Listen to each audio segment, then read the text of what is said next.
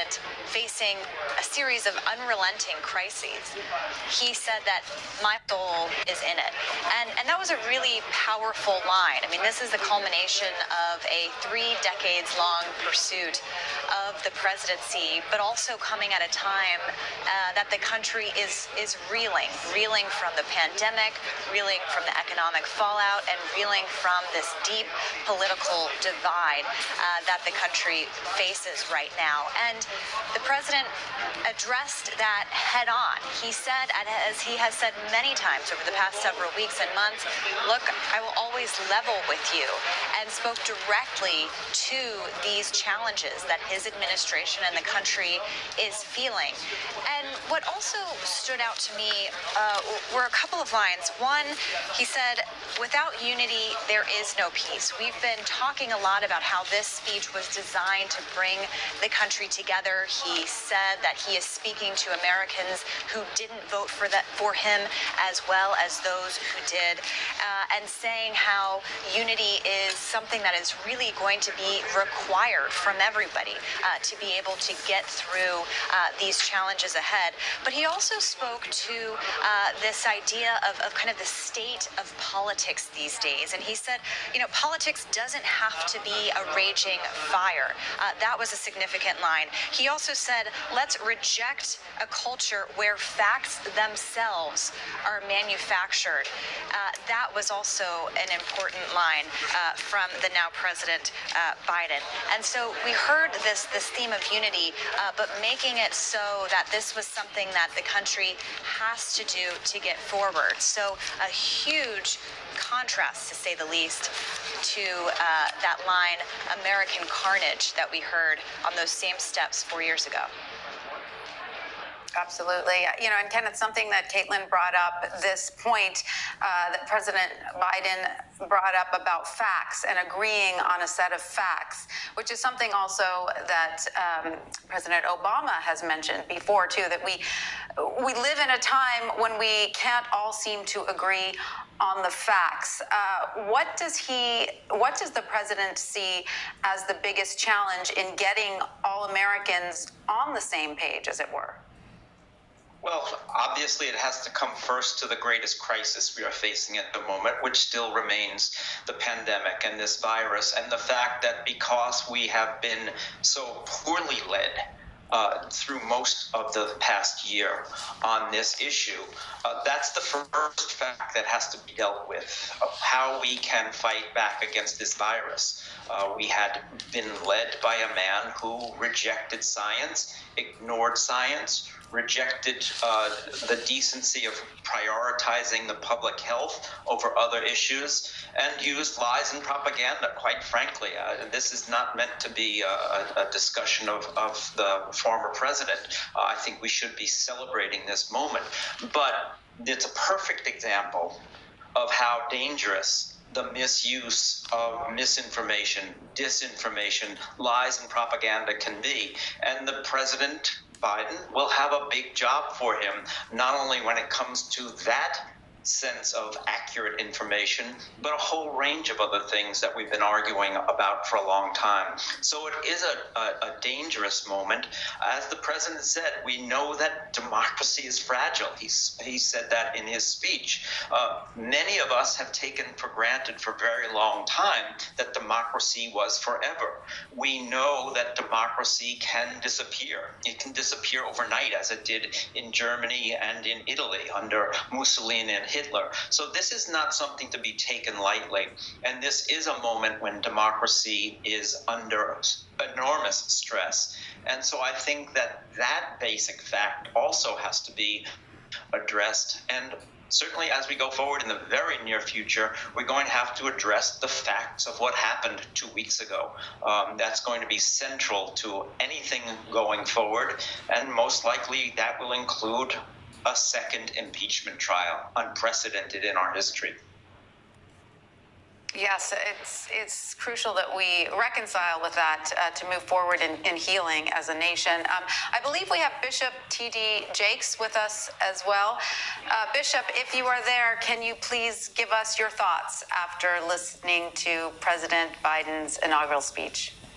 I'm overwhelmed. I have so many thoughts about what we've heard and what we've witnessed, particularly painted on the canvas of what we've seen in this past week and over this past year and 4 years. I think that the inaugural speech really spoke to contextualizing this present crisis that we find ourselves in as a nation, and contextualized it with the historical data of what Abraham Lincoln faced, the Emancipation Proclamation. It was striking to me that he invoked memories of the hard-fought battle for women's rights to vote and the tumultuous times through which we've gone through, and the end result of now Vice President Kamala Harris ascending into a position that could not have been dreamed of. It was hopeful. It was encouraging. It was conciliatory. His way in which he finessed handling Vice President Pence being there and acknowledged him and with such warmth and integrity spoke to a dignity and a class that I think America is hungry to see from our leadership right now.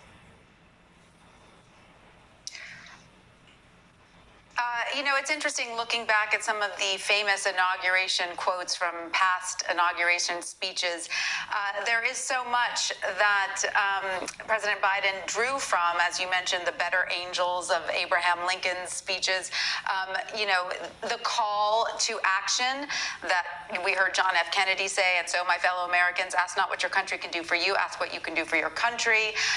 A fearlessness facing the future that we heard from, Franklin D. Roosevelt in 1933, arguably another very dark time in American history. The only thing we have to fear is fear itself. I believe earlier we mentioned Gerald Ford's 1974 inauguration speech, where he said our long national nightmare is over.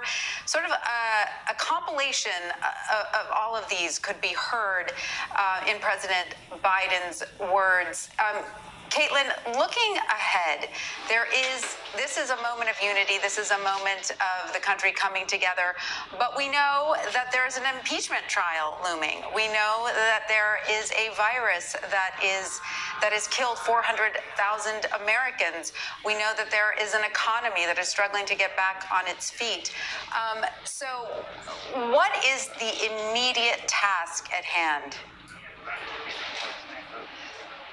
That's right. This is a president who comes into office facing not hypothetical challenges, but very real ones. And he addressed these head on, speaking about the pandemic, speaking about the economy, speaking about our political divisions, and this need to come together to be able to get through it. Most immediate is this idea of legislation to address relief for those who have suffered economically from the coronavirus pandemic. That is front and center of this agenda, in addition to other big items.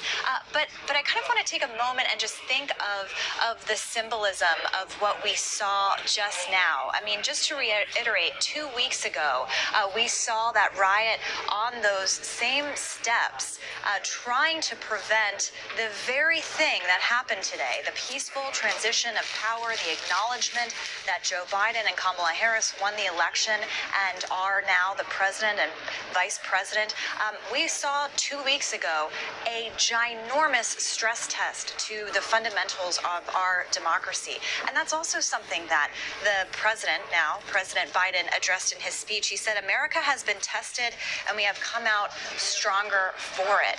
So this speech today seemed to be an effort to reclaim those capital steps and that moment and that visual and to try to move the country forward. It's a daunting task. Yes, we saw Republican lawmakers there today with Democratic lawmakers, but we know that the country remains divided, and so does our government in lots of ways, even though Democrats now have a narrow control. Biden is going to have to convince Republicans to cross the aisle on several of these big items to get these big things done. And that's why we saw this overture from him today, to try to bring the country together, to speak to those who didn't vote for him as well as those who did. And Bishop Jakes, our nation, of course, is dealing with so much, from COVID-19 and unemployment to the political chaos we just heard Caitlin describe, that violent insurrection just 2 weeks ago at this very same spot.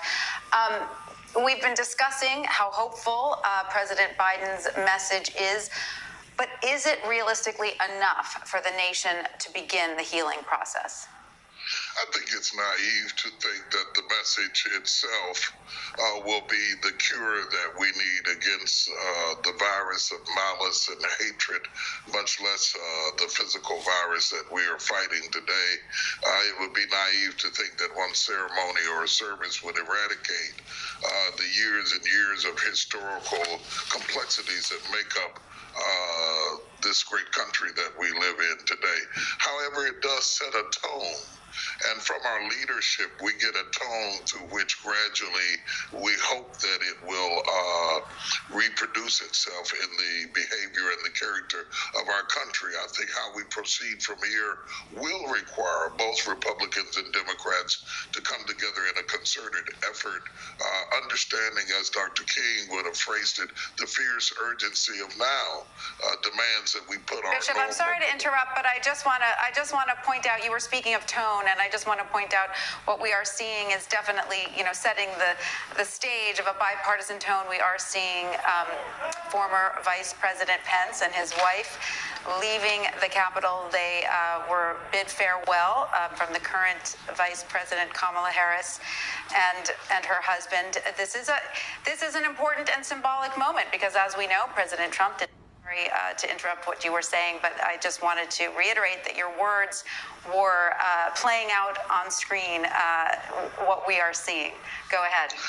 Well, that is a prime example of what I mean by leadership, the ability to disagree and still have dignity and still have appropriateness is something that we teach our children, and we certainly want to see that in our leaders, and that's what makes us hopeful that this sets a new tone for a different type of discourse. We will always have that discourse. We will always have that debate. That's what makes America great, and we need that debate in order to bring our best selves to the forefront. What has happened in recent times is that the fringes of hatred that have always existed have been called center stage. And what I call success is not to eradicate that hate, but to remove it to the outer fringes where it does not have the center stage, the microphone of this nation, the attention of the press, the voice that it currently has had over the past I don't know how long. It's always been there. We always knew it was there. Prejudice and injustice and so many other things that plague our society have always been there. And perhaps in the fact that it came center stage for a while, it lost its anonymity and our ability to deny its existence. We can no longer be naive and say that does not exist in this country. It absolutely does, and it exists in every facet of our society. The very fact that we had to purge some of the guards because of their alliances perpetuates an idea that has been hard to convince America, from police officers to elected officials. In every aspect of human life, these ideologies exist, but they cannot rule and they cannot reign. And we must push extremists to the outer perimeters of the face of America and put it in its rightful place by allowing all of us, the right and the left, to condemn hate and malice and violence and the types of things that we have seen center stage and almost applauded in recent days. And Kenneth, if you are still with us, if you could speak to the significance of the fact that President Trump is not here today. It has been a very, very long time since an outgoing U.S. president has not attended the inauguration of his successor. Can you give us some color around that? Yeah, absolutely. It's interesting because we've been speaking about Lincoln, and it was Lincoln's successor after his assassination, Andrew Johnson, who was the last president not to attend his successor's inauguration. Andrew Johnson, generally considered one of the worst presidents in American history. Also, another impeached president, so another connection to the former president. But, I want to turn briefly, though, to I think that Bishop Jakes has been so wonderful, to the sense of renewal. I think that a lot of people, if they feel like me, felt as we were going through this day. We're talking about a lot of problems. The president mentioned the winter of peril, but what an extraordinary moment in our history, and we just got a glimpse of it there, as the Speaker of the House, a woman, Nancy Pelosi, was speaking to the Vice President of the United States, a woman, Kamala Harris, a Black Asian woman. What an extraordinary moment. That was impossible to imagine not that long ago, I believe, and certainly not possible for Abraham Lincoln to imagine in 1861 when he talked about the better angels of our nature. He also said at that time, and that's why I think that history drapes this whole event today, he talked about the mystic chords of memory. And I think that's what we've tried to focus on today in looking at this speech. This has been a speech and an event that really talks about those chords of memory stretching back over patriot graves to George Washington and the Revolution and the Civil War and the great losses that we've come through over more than 200 years. But we are at a remarkable new moment in our history. Joy cometh in the morning, as the president reminded us.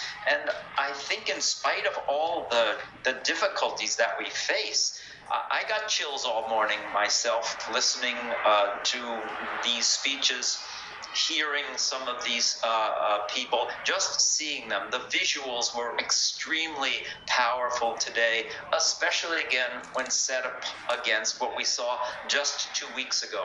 So I think that the fact that the former president was not mentioned, certainly the predecessors who were there were prominent. They will go later on to Arlington again, stretching back across those mystic chords. Arlington Cemetery, born out of property taken from Robert E. Lee. So all of this history always comes together in these moments. So I do think it's a remarkable moment when we can think about the dignity and decorum and decency that I think overwhelmed this moment today, at least for me as an observer.